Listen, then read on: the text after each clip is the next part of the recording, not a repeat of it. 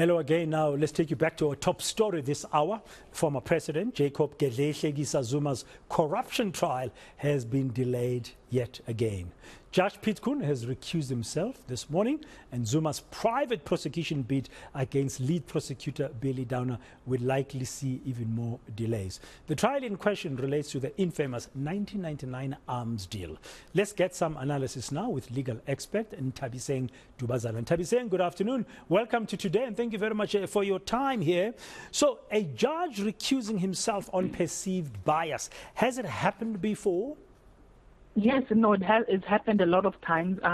In fact, most times it will happen prior to the accused person's pleading. That's basically before the trial starts, because once an accused person pleads, it means the trial has officially commenced.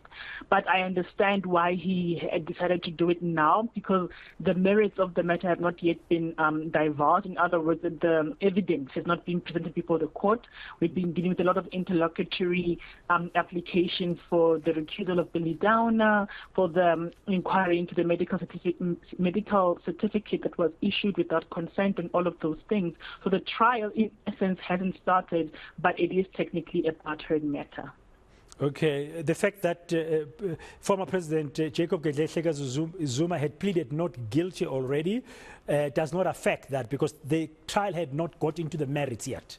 Correct. So he doesn't have knowledge of what exactly is going to happen. So that's why when he made his ruling today, he said that based on his judgment first in denying the recusal application for Billy Downer, and also denying the medical certificate that was issued, that was sent out to the public erroneously or against the law per Dr. Zuma's papers, and also the 14 things that he had listed, that Zuma had listed, saying that the court is now being seen to be biased, because in all these other applications, there has not been a time when Dr. Zuma had won in essence. Instead, all the time it's the state who is preferred over all of those things. So therefore, the presiding officer is now being viewed to be biased. Okay, how should we interpret his reference to the Billy Downer matter, saying that it is concerning? He is correct to say so, because remember, firstly, he said there's no grounds for him to remove Billy Downer from the proceedings. He says that there's no cause in the papers that were shown that he would act in any way that is, he won't be impartial when he's doing his job as a prosecutor in the matter. Now we have a situation that the prosecutor that was first deemed to have been already biased at the beginning, especially when you look at the papers that were filed then by Dr. Zuma's attorney, said he would cry and also not understand why this matter not being on the roll, and kept being removed from the roll on numerous occasions. When we look at that situation and then look at the fact that a criminal court has allowed for the matter to be put on the roll, even in private prosecution, it therefore means that at the end of the day, these two criminal trials will be running concurrently, and in one aspect the accused, in the case the complainant in the other. So it is very concerning for how this current matter before the court, where he recused himself, will pan out. Okay, now there's a new judge, and at least that means they don't have to leave courtroom today without knowing what's going to happen. The trial will resume again in April.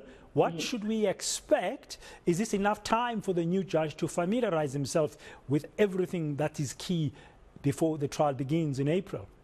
Luckily, there hasn't been anything pertaining to the actual case that has been dealt with, to be quite honest. So there's nothing for him or her to prepare themselves with pertaining to the merits of the main trial. The only thing that we are wondering is if at the matter when it starts in April, would the judge choose to start the matter de novo, which won't make sense, or would they choose to continue with it as is right now? And if that's the case, will there be any other application that will be brought before this new presiding officer pertaining the recusal or the removal of Billy Downer in this matter? Yeah, it's a he, the new judge. Nkosinati Chili is going to start on the 17th of April. Are you willing to take a bet with me, Nthabiseng, to say there will be further delays come April? guaranteed. I can foresee it happening.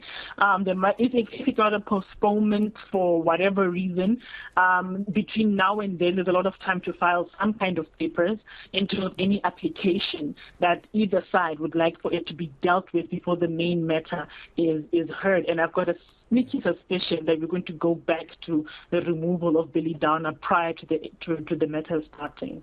Yeah, well, this trial began with the former president pleading not guilty some time back, months ago. We even forgotten when that was. It has not yet got going, as you said, into the merits and stuff.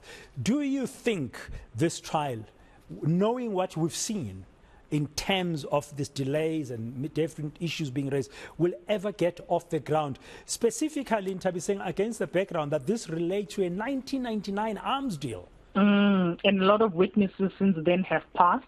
So there's going to be issues about submission of statements of deceased witnesses. That's a whole other matter on its own. But to be honest, when we look at the situation that there is a current criminal matter against Billy Downer, this is going to be a recurring theme in the main case that we are dealing with, that Tekun recused himself from today. That's going to be a recurring theme.